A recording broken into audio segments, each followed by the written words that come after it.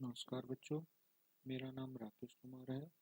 मैं GSSS अरवल में कार्यरत हूँ, जो कि नू डिस्ट्रिक्ट में आता है। बच्चों, आज हम पढ़ेंगे 9th क्लास का विज्ञान का पाठ, जिसका नाम है मैटर अराउंड अस, हमारे आस पास के पदार्थ। तो बच्चों, इसमें आज हम क्या क्या चीज़ें पढ़ेंगे। सबसे पहले हम बात करेंगे इसमें ठोस क्या होता है, तरल क्या होता है और गैस क्या होता है और उनके बीच में क्या अंतर है। फिर हम बात करेंगे इसमें पदार्थों की अवस्थाओं में कैसे परिवर्तन होता है, ठोस से तरल में, तरल से गैस में, या ये जो हमने पदार्थ की अवस्थाएं बात करेंगे इनमें आपस में कैसे परिवर्तन होता है। तो चलिए आज हम अपना पाठ शुरू करते हैं। तो इसमें पाठ शुरू करने से पहले सबसे पहले हम बात करते हैं बेटा, पदार्थ क्या होता है। कोई बच्चा बताएगा बेटा पदार्थ क्या होता है? शाबाश। पदार्थ वह वस्तु है जिसका अपना द्रव्यमान होता है और जो जगह घेरती है, उसे हम कहते हैं पदार्थ। ये हम पिछले पाठ में पढ़ चुके हैं कि पदार्थ वह वस्तु होती है जिसका अपना द्रव्यमान होता है और जो जगह घेरती है। अब हम बात करते हैं पदार्थ की अवस्थाओं की। तो बेटा पदार्थ कितनी अवस्थाओं में रहता है? शाबाश, 3 अवस्थाओं में। कौन कौन सी?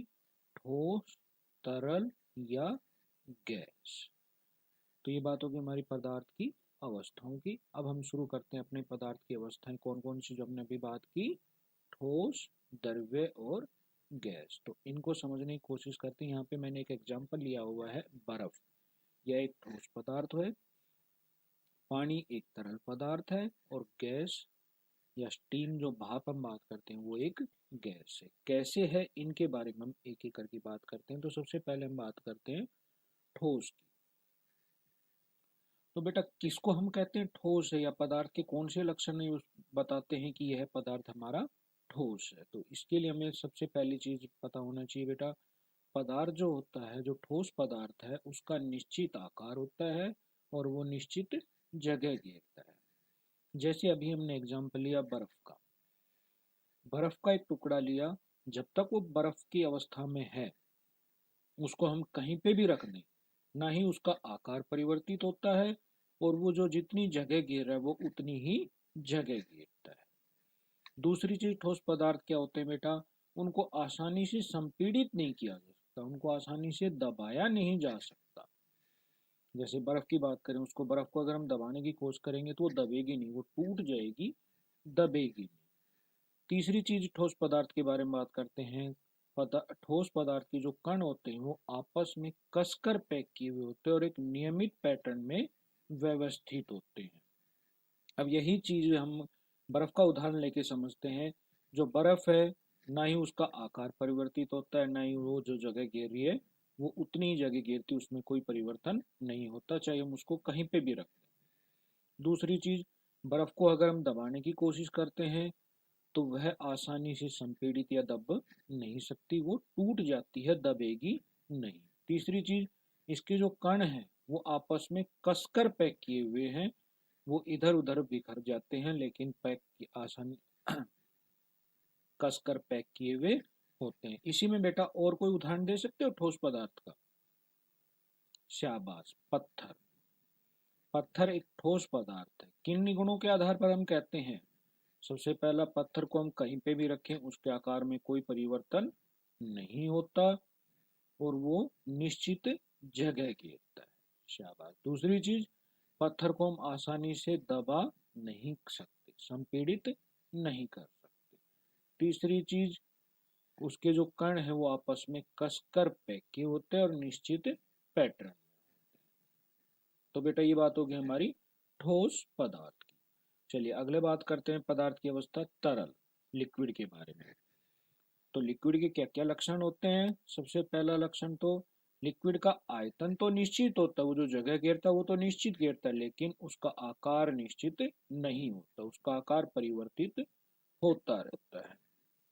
दूसरी चीज, वो जो आकार परिवर्तित होता है वो किसके पर निर्भर करता है, किस पात्र में हमने उसको रखा हुआ है, किस बर्तन में उसको हमने रखा हुआ है, उसके ऊपर वो निर्भर करता है। तीसरी चीज, वे लगभग असंपीड़ित हैं उनको थोड़ा बहुत तो दबा सकते हैं, लेकिन ज्यादा वो भी नहीं दबते। जैसे पानी का उदाहरण लेते हैं बेटा। पानी मान लो मैंने 1 लीटर पानी लिया, तो उसको किसी भी बर्तन में अगर हम डालेंगे तो उसका आयतन तो 1 लीटर ही रहेगा, लेकिन उसका आकार परिवर्तित हो जाता है। जैसे उसको जग में डालते हैं तो जग के आकार का हो जाएगा, गिलास में डालेंगे गिलास के आकार का हो जाएगा, बीकर में डालेंगे तो वो बीकर का आकार ले लेगा। और उस पानी को अगर हम दबाने की कोशिश करते हैं तो कुछ मात्रा में तो वो दब सकता है, लेकिन वो लगभग असंपीड़ित रहता है, लगभग इनकम्प्रेसिबल रहता है। ये बात होगी बेटा हमारे लिक्विड की। इसी में और कोई बच्चा उदाहरण दे सकते हो कोई भी लिक्विड पदार्थ का? मिल्क, दूध। कैसे कह सकते हैं कि दूध हमारा द्रव्य है? पहली चीज, दूध का आयतन परिवर्तित नहीं होता, उसको हम किसी भी बर्तन में कहीं पे भी रखें उसका आयतन निश्चित रहता है, लेकिन उसका आकार बदल जाता है। जिस भी बर्तन में उसको रखते हैं वो उस बर्तन के आकार का हो जाता है। और तीसरी चीज उसके वो लगभग असंपीड़ित रहता है, इनकम्प्रेसिबल रहता है। तो बेटा ये बात होगी हमारी द्रव्य की। चलिए अगले बात करते हैं हम गैस की। तो गैस के कौन कौन से लक्षण होते हैं बेटा? पहली चीज तो गैस का कोई निश्चित आकार या आयतन नहीं होता। दूसरी चीज उसके कण निरंतर यादृच्छिक गति में होते हैं।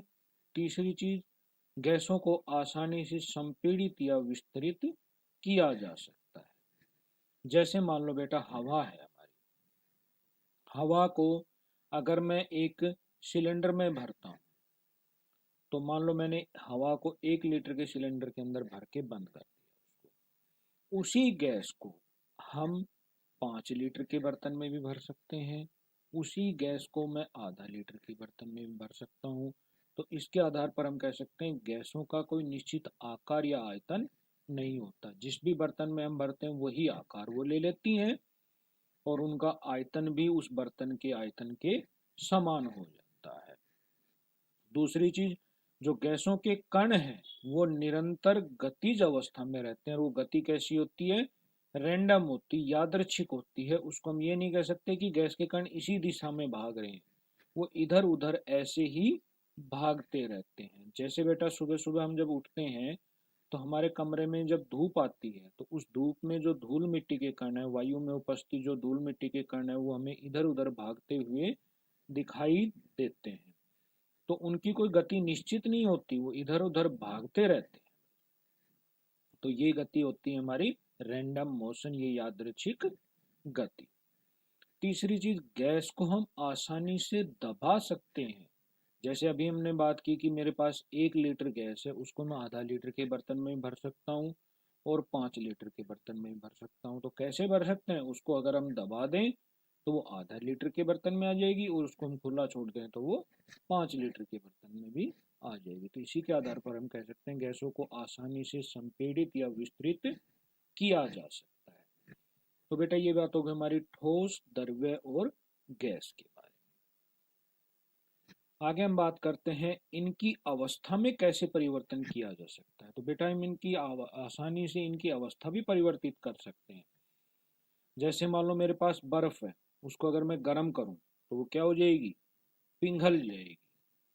और पिघल के किस अवस्था में चली जाएगी? द्रव्य अवस्था में चली जाएगी। तो यहाँ से ठोस से वो द्रव्य अवस्था में, पानी में परिवर्तित हो जाएगी। इस चीज को, इस प्रोसेस को क्या कहते हैं, या इस परिवर्तन को क्या कहते हैं? मेल्टिंग या पिघल। अब मेरे पास पानी है, उसको अगर मैं और गर्म करूं तो वो उबलना शुरू हो जाएगा, और उबल के किस में परिवर्तित हो जाएगा? गैस में परिवर्तित हो जाएगा। तो हम किसी भी द्रव्य को उबाल कर गैस में परिवर्तित कर सकते हैं। बेटा एक परिवर्तन और भी होता है, कौन सा? जिसमें हम ठोस को सीधा गैस में और या गैस को सीधा ठोस में परिवर्तित कर सकते हैं। इस प्रक्रिया को कहते हैं ऊर्ध्वपातन। ऊर्ध्वपातन के द्वारा हम किसी भी ठोस को सीधा गैस में या गैस को सीधा ठोस में परिवर्तित कर सकते हैं। जैसे बेटा आपने देखा होगा नेफ्थलीन बोल्स, कपूर की जो गोलियां होती हैं जो अमूनी कपड़ों में डालकर रखते हैं, वो कुछ समय के बाद बिना द्रव्य में परिवर्तित होते हुए वे गैस में परिवर्तित हो जाती है। तो इस प्रक्रिया को कहते हैं ऊर्ध्वपातन या सब्लिमेशन। तो बेटा इस प्रकार हम ठोस को द्रव्य में, द्रव्य को गैस में, या गैस को सीधा ठोस में हम परिवर्तित कर सकते हैं। तो इस प्रक्रिया के द्वारा हम आपस में इनकी अवस्था में परिवर्तन कर सकते हैं। तो बेटा आज हमने क्या क्या चीजें पढ़ी। सबसे पहले हम बात की पदार्थ की अवस्थाओं के बारे में। तो पदार्थ की तीन अवस्थाएं होती हैं, ठोस, तरल और गैस। ठोस अवस्था कौन सी होती है? इनका निश्चित आकार होता है, इनका साइज भी निश्चित होता है और आयतन भी निश्चित होता है। जबकि जो तरल है इनका आकार तो निश्चित होता है लेकिन आयतन निश्चित नहीं होता। जबकि जो गैस है इनका ना ही निश्चित आकार होता है, ना ही निश्चित साइज होता है, ना ही निश्चित आयतन होता है। और अंत में हमने बात की इनकी हम अवस्था भी परिवर्तित कर सकते हैं। द्रव्य को ठोस में, ठोस को गैस में आपस में हम परिवर्तित कर सकते हैं। तो ठोस को द्रव्य में कैसे परिवर्तित करते हैं, इस प्रक्रिया क्या कहते हैं? मेल्टिंग। और द्रव्य को गैस में परिवर्तित करने की प्रक्रिया को क्या कहते हैं? बॉइलिंग या उबलना। और गैस को सीधा ठोस में परिवर्तित करने की प्रक्रिया को क्या कहते हैं बेटा? ऊर्ध्वपातन। तो ये बेटा हो गया, आज हम यही तक पढ़ेंगे। इसके बाद हम बात करेंगे अपनी अगली